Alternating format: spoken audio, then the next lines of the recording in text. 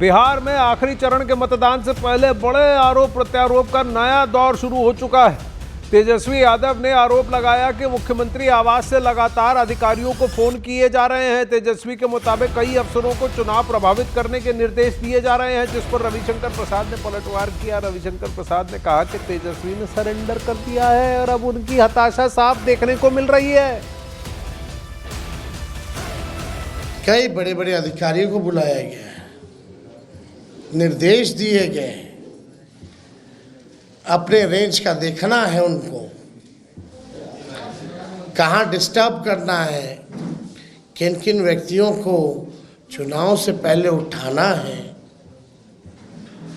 मतलब CM house से भी एक आध रिटायर्ड अधिकारियों द्वारा लगातार फोन जा रहा है बड़े बड़े जिला के अधिकारियों को, रेंज वाले जितने अधिकारी हैं, बुलाया जा रहा है, निर्देश दिया जा रहा है। तो ये बौखलाहट बताती है कि ये लोग जाने वाले हैं। विपक्ष इतना हताश हो जाएगा हमको उम्मीद नहीं थी। मुझे बताया गया है कि तेजस्वी जी ने आज प्रेस किया है। आपको मालूम है एक साइलेंस पीरियड होता है ना, जब चुनाव का प्रचार खत्म हो जाता है, उस प्रदेश में लागू रहता है। अब उन्होंने अपनी सारी स्कीम गिनवा रहे हैं और उसके बाद मुख्यमंत्री कार्यालय से विपक्ष के लोगों को पकड़वाने की योजना बन रही है।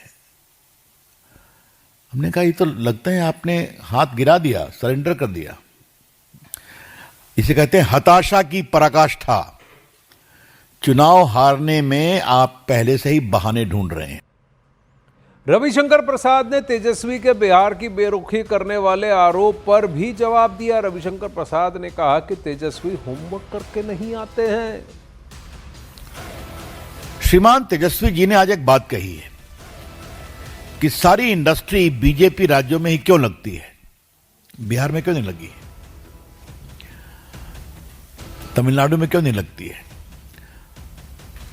मैं एक शब्द का प्रयोग कई बार करता हूं कि राहुल गांधी होमवर्क नहीं करते हैं, तो हमें लगता है कि राहुल गांधी के संपर्क में आके तेजस्वी बाबू का भी वही हाल है।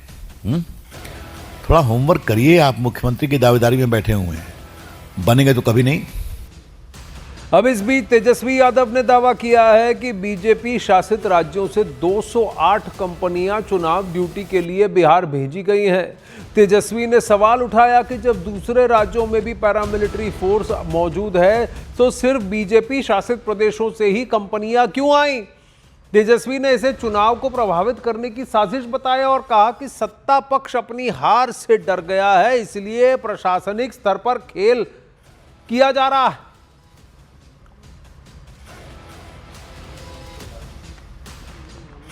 तेजस्वी ने वहां सूची निकाल के दिखाया कि देखिए किन किन राज्यों से कितनी कंपनियां आ रही हैं।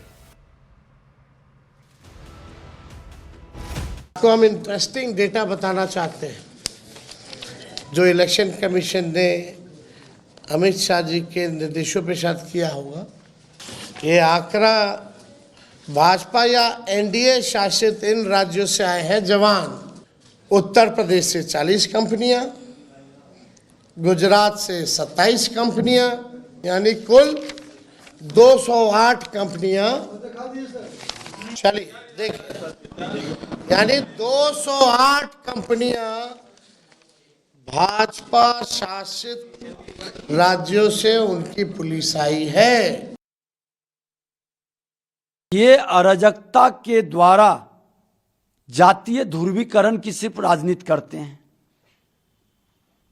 सिर्फ एक माहौल खड़ा करते हैं, भ्रम फैलाते हैं, झूठ का वातावरण। जनता नकार चुकी है, पहला फेज में घबराहट में है, परेशान है। 14 तारीख को रिजल्ट बता देगा कि आपको जनता ने नकार दिया है।